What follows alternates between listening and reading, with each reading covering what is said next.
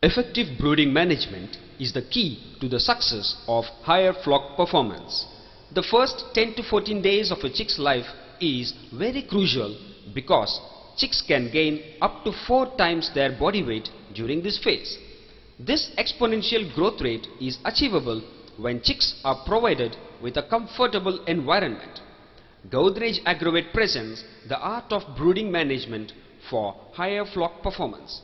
During the first 5 days, thermoregulation is not developed in the chicks. It becomes fully functional only at the 14th day. Also, birds are not fully feathered until 25 or 30 days. Hence, these birds need supplementary heat during all seasons. Various types of brooders help provide this supplementary heat. You can choose one type or a combination depending on what suits best to your budget and climate zone. Proper ventilation is important in brooding as they help maintain proper temperature and moisture, adequate supply of oxygen, and removal of ammonia and carbon dioxide. Maintaining ideal brooding temperature is the most important factor to keep chicks stress-free. When the temperature is too high, the chicks spread away from the brooder. They stop making noise. They start panting and their head and wings droop. When the brooding temperature is too low, the chicks crowd under the brooder. They get noisy and start distress calling. At the optimum temperature between 15 to 30 degrees Celsius, chicks spread out evenly and the noise level signifies contentment. In other words, the chicks are stress-free.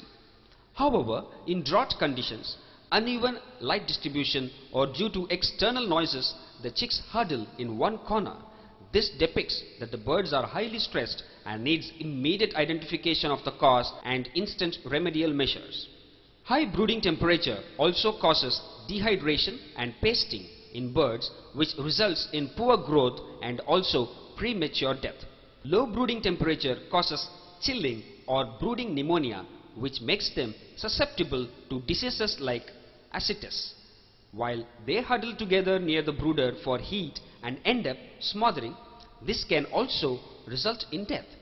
So, gauging the chick's behavior and fine-tuning brooding temperature as per climatic conditions is essential. Brooding management begins even before a new batch of chicks arrives at your farm. While in transit from the hatchery to your farm, the chicks are stressed. So, preheating of the farm prior to chicks placement is very essential, especially in winter, since the chicks would be constantly in contact with the floor.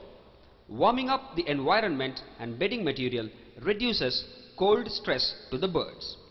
On arrival, feed and water should be provided to the chicks because only after 24 hours of ingesting the first feed, the intestinal growth begins.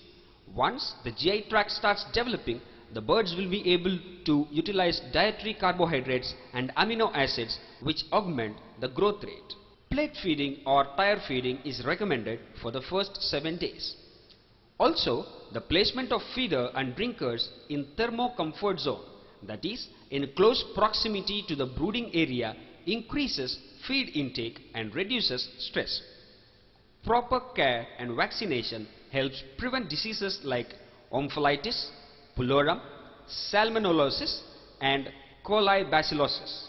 Such simple and effective practices can reduce stress in the birds and enhance their growth rate, which have a direct and positive impact on your profits.